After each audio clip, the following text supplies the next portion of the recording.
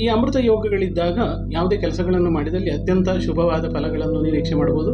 ಅದೇ ರೀತಿ ಅಮೃತ ಯೋಗದಲ್ಲಿ ಮಾಡಿದಂಥ ಕೆಲಸಗಳು ಯಾವುದು ನಶಿಸಿ ಹೋಗುವುದಿಲ್ಲ ಅಂತ ಹೇಳುವಂಥ ಒಂದು ವಾಡಿಕೆ ಇದೆ. ಆದ ಕಾರಣ ಅಮೃತ ಯೋಗ ಹೇಗೆ ಉಂಟಾಗ್ತದೆ, ಯಾವ ನಕ್ಷತ್ರದಲ್ಲಿ ಉಂಟಾಗ್ತದೆ ಅಂತ ಹೇಳೋದನ್ನು ತಿಳ್ಕೊಳ್ಳೋಣ. ಸೋಮವಾರದಂದು ರೋಹಿಣಿ ನಕ್ಷತ್ರ, ಪುನರ್ವಸು ನಕ್ಷತ್ರ, ಮೃಗಶಿರ ನಕ್ಷತ್ರ, ಸ್ವಾತಿ ನಕ್ಷತ್ರ ಹಾಗೂ ಶ್ರವಣ ನಕ್ಷತ್ರಗಳಾಗಿದ್ದಲ್ಲಿ ಅಮೃತ ಯೋಗ ಉಂಟಾಗ್ತದೆ. ಅದೇ ರೀತಿ ಮಂಗಳವಾರದಂದು ಮೃಗಶಿರ ನಕ್ಷತ್ರ, ಪುನರ್ವಸು ನಕ್ಷತ್ರ, ಪುಷ್ಯ ನಕ್ಷತ್ರ, ಆಶ್ಲೇಷ ನಕ್ಷತ್ರ ಹಾಗೂ ಮಗ ನಕ್ಷತ್ರಗಳಾಗಿದ್ದಲ್ಲಿ ಅಮೃತ ಯೋಗ ಉಂಟಾಗ್ತದೆ. ಅದೇ ರೀತಿ ಬುಧವಾರದಂದು ಆರ್ದ್ರ ನಕ್ಷತ್ರ, ಪುನರ್ವಸು ನಕ್ಷತ್ರ, ಪುಷ್ಯ ನಕ್ಷತ್ರ, ಆಶ್ಲೇಷ ನಕ್ಷತ್ರ, ಮಗ ನಕ್ಷತ್ರ, ಹಸ್ತ ನಕ್ಷತ್ರ, ಚಿತ್ರ ನಕ್ಷತ್ರ, ಸ್ವಾತಿ ನಕ್ಷತ್ರ ಮತ್ತು ಶ್ರವಣ ನಕ್ಷತ್ರಗಳಲ್ಲಿ ಅಮೃತ ಯೋಗವು ಉಂಟಾಗ್ತದೆ.